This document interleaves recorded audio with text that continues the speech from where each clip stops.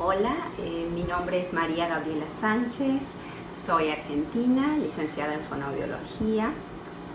Tengo 25 años trabajando en rehabilitación neurológica infantil y 20 años trabajando con la apraxia del habla.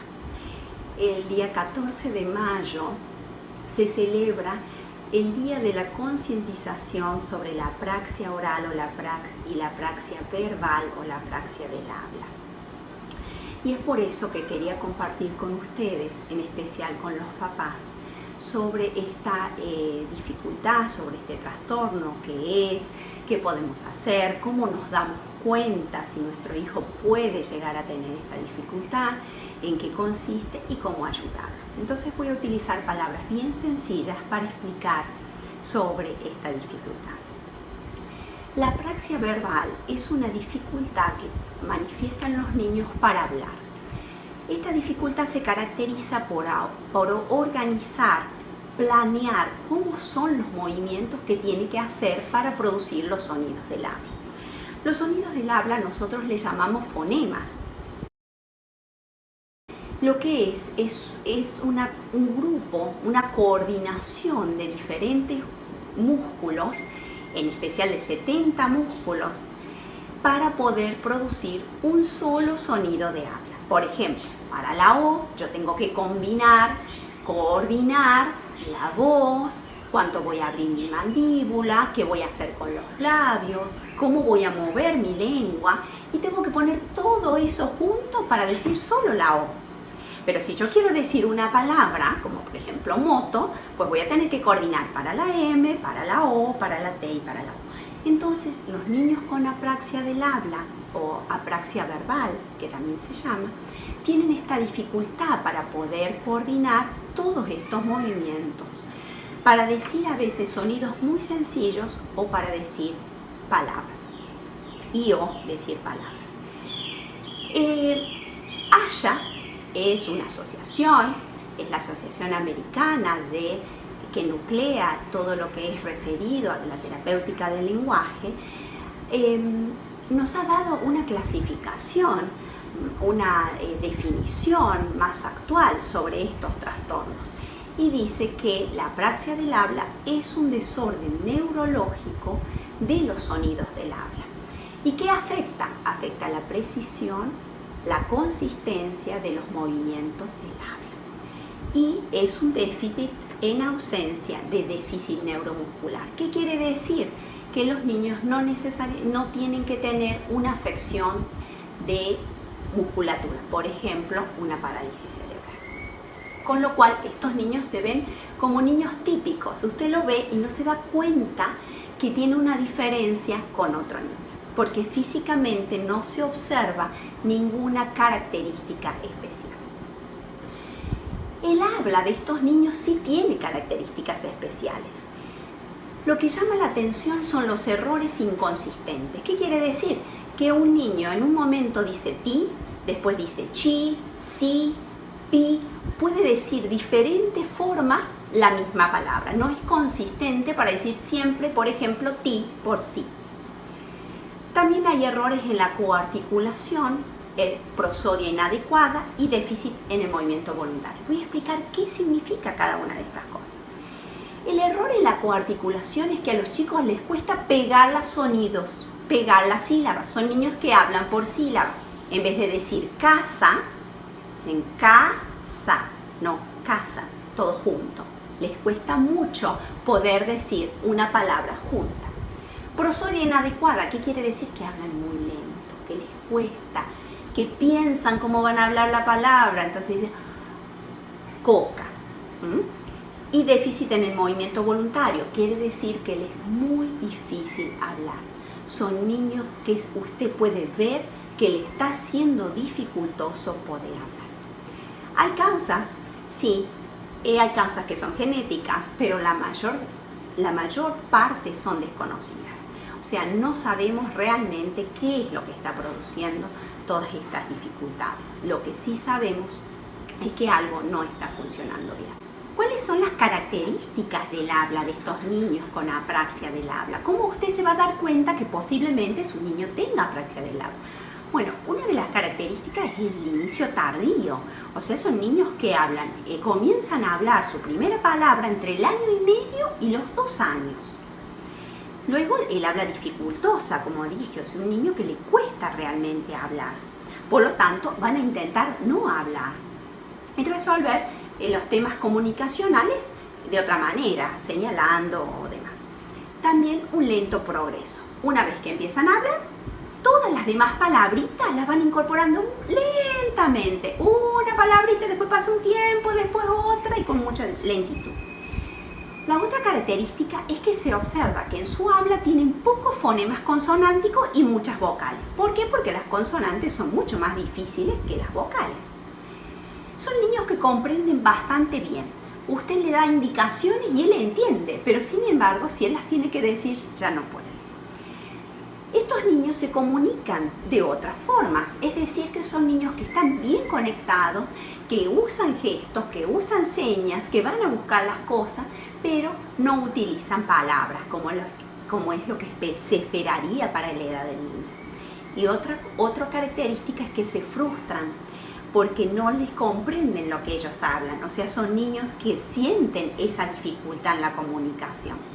Entonces, ¿qué debo hacer si sospecho que mi niño tiene apraxia del habla? Bueno, lo importante es consultar cuanto antes con un fonoaudiólogo que esté formado en lenguaje y habla. ¿Por qué? Porque el fonoaudiólogo tiene un campo muy amplio de trabajo que tiene que ver con la disfagia, que tiene que ver con las cuerdas vocales, con la audición. Entonces usted tiene que buscar a alguien que se especialice en habla y lenguaje. ¿Cuándo?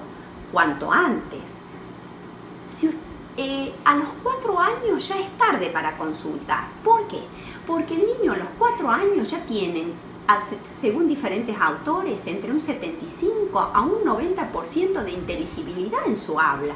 Con lo cual, un niño no puede estar recién comenzando a hablar o hablar con 2 palabritas a los 4 años, porque a los 5 años el niño ya tiene que hablar perfectamente o casi perfectamente. Entonces realmente tenemos que la temprana consulta es la sugerencia. Ahora, ¿cuáles son los procesos que subyacen a la apraxia del habla? ¿Qué quiere decir eso? ¿Qué le pasa a mi hijo que no puede hablar bien? Lo que se sabe es que hay un déficit en la integración sensorio-motora, es decir, que los músculos orofaciales no sienten bien la información que le llega a los músculos que tiene que mandar al cerebro, algo falla allí. Entonces el niño no siente bien su boca, entonces no puede hablar bien. ¿Cómo debe ser un tratamiento de habla si mi hijo tiene una apraxia del habla o se sospecha que tiene una apraxia del habla? Bueno, tiene que tener determinadas características. La primera característica es que tiene que haber un plan de tratamiento. Es decir, si usted le dice, vamos a estimular el lenguaje, no, porque eso es muy amplio. Tiene que tener trazado un plan de tratamiento y decir, este objetivo vamos a buscar, y después esto, y después esto. Segundo, aumentar la frecuencia de la intervención. Es decir, estos niños necesitan mucha frecuencia, necesitan ir 2, 3 veces a la semana, 4 veces a la semana. No necesitan mucho tiempo en la terapia, sino más bien frecuencia. 3. El niño debe tener alta práctica en la sesión, quiere decir que debe hablar en la sesión. El tratamiento de apraxia del habla debe incluir que el niño hable, no solamente que el niño escuche, que el niño señale, pues hay que practicar. 4. Tiene que tener un vocabulario básico. El lenguaje es sumamente amplio. Un lenguaje de un niño de 3 años y medio es amplísimo. No podemos pretender que un niño con dificultades de habla pueda decir toda esa cantidad de léxico que debería manejar para su edad. Entonces vamos a elegir un léxico que es funcional, que utilizan en casa, que el niño utiliza esas palabras porque tiene que ver con sus mascotas, con sus gustos, con su familia, y con esas palabras hay que trabajar. También la persona que realice el tratamiento, el fonoaudiólogo que realice su tratamiento, debe conocer los principios de aprendizaje motor, pues finalmente tiene que el niño poder mover de una manera apropiada sus órganos fonoarticulatorios para poder lograr un sonido de habla. Y finalmente trabajar en coarticulación. ¿Qué quiere decir eso? Que el terapeuta debe trabajar en palabras, no en fonema aislado. Y si trabaja en fonema aislado, inmediatamente poder ponerlo en una palabra. Una terapia que sugerimos para este tipo de dificultades es el método PROM. PROM es un método muy efectivo para estos desórdenes porque es un método holístico, multisensorial, de base táctil propioceptiva que ayuda a guiar los movimientos, a coordinar los movimientos durante el habla. PROM es una sigla que significa puntos para la reorganización de objetivos motores, musculares, orales y fonéticos, y fue desarrollado por Deborah Hayden. Y actualmente estamos en todo el mundo. Tenemos más de 10.000 fonoaudiólogos entrenados con aval de ASHA. Estamos en Estados Unidos, Canadá, Australia, México, Argentina, Uruguay, Chile, Brasil, Costa Rica, Colombia, España y otros países europeos, Alemania, Bélgica, Italia, en los Emiratos Árabes, Portugal, etc. Tenemos muchos años de trabajo y mucha experiencia trabajando apraxia del habla. ¿Cómo puede ayudar un papá si tu hijo tiene este diagnóstico o sospechamos que tiene el diagnóstico de apraxia del habla? Pues consultando cuanto antes. El tiempo no lo va a ayudar, sino al contrario, cada vez tiene que hablar más y él no puede solo. Segundo, realizando un tratamiento fonoaudiológico con un fonoaudiólogo que conozca y que esté formado en apraxia del habla. Deben ser constantes, los niños necesitan mucha práctica. Cuarto, ayúdelo a utilizar los sonidos y las palabritas que está trabajando en el consultorio. Tenga paciencia y apoye a su hijo con amor, porque esto no es sencillo para un niño y lo que ellos necesitan es que nosotros los acompañemos. Bueno, muchas gracias, espero que esta información les haya ayudado.